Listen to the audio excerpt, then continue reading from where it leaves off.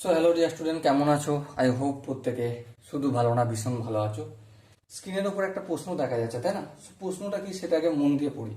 প্রশ্নটা বলেছে যে এবিসিডি চতুর্ভুজের বাহু ও কর্ণের সমন্বয় সম্পর্কিত নিম্নলিখিত কোনটি ঠিক। চলো আমি একটা চতুর্ভুজ অঙ্কন করি। সেটা হতে পারে রম্বস, হতে পারে আয়তক্ষেত্র, হয়তক্ষেত্র, সামুদ্রিক, কোনো ব্যাপার না। মোটামুটি একটা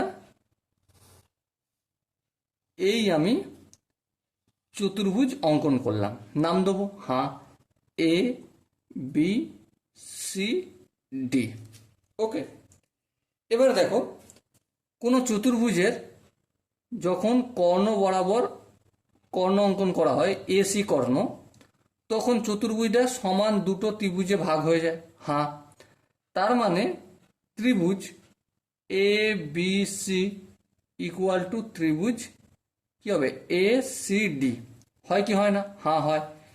এবারে এই দুটো ত্রিভুজ নিয়ে আমি একটু গল্প করব।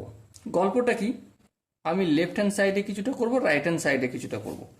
যেমন এখানে করছি ত্রিভুজ এ বি সি, মানে এই ত্রিভুজটার গল্পটা করছি।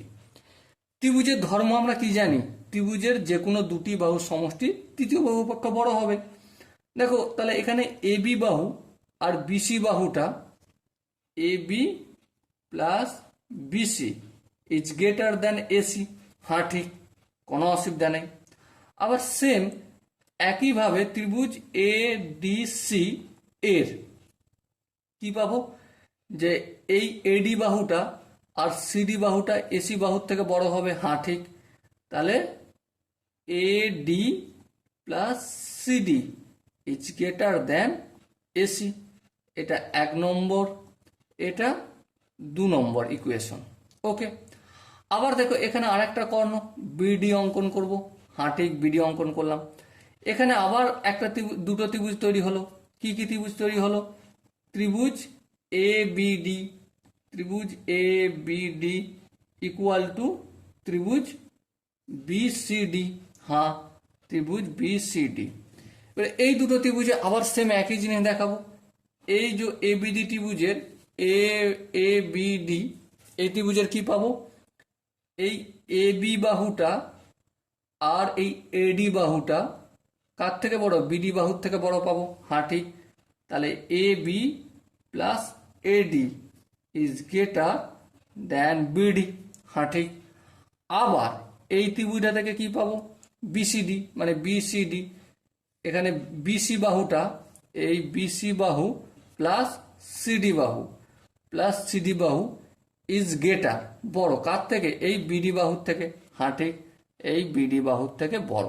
তাহলে এটাকে আমি 3 নম্বর ইকুয়েশন লিখব, আর এটাকে আমি 4 নম্বর ইকুয়েশন লিখব। ওকে, এর পরের স্টেপে কাজ কি?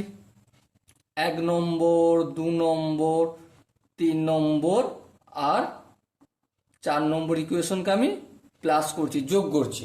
যোগ করে কি পাবো? দেখো প্রথমে লেফট হ্যান্ড সাইডগুলোকে সব যোগ করবো। তাহলে দেখো এ বি প্লাস বিসি, এখানটা লিখলাম। তারপর এখানটা লিখবো প্লাস এডি প্লাস সিডি। এখানটা লিখলাম। তারপর এখানটা লিখবো এ বি প্লাস এডি। তারপর এখানটা লিখবো প্লাস বিসি প্লাস সিডি। তাহলে 4টে যোগ করলাম, বড় হবে কার থেকে? এসি প্লাস এসি, 2AC লিখলাম, প্লাস বিডি প্লাস বিডি কি হবে? 2BD হবে। ওকে, এবার দেখো এই এবিটা, এবি দুটো এবি আছে। বিসি, দুটো বিসি আছে, একটা এডি আর একটা এডি দুটো আছে, সিডি দুটো আছে। তাহলে 2 কমন নেবো, 2 into AB plus BC plus AD plus CD is greater than 2 into AC plus BD. 2 যদি হটিয়ে দিই তাহলে কি পাবো? AB plus BC plus CD plus AD is greater than AC plus BD.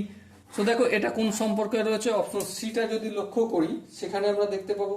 Okay, so dear student, I hope এই কোশ্চেনটা করতে যে কনসেপ্টগুলো কাজে লেগেছে, আই হোপ তোমাদের প্রত্যেকের বোঝা গেছে। যদি কোনো স্টেপ বুঝতে অসুবিধা থাকে, ডাউট থাকে বা কনফিউশন থাকে, তার জন্য কি করতে হবে, কমেন্টে জানাতে হবে। ওকে, সো দেখা হচ্ছে পরবর্তী সেশনে। ততক্ষণ পর্যন্ত ভালো থেকো, সুস্থ থেকো এবং জয় হিন্দ।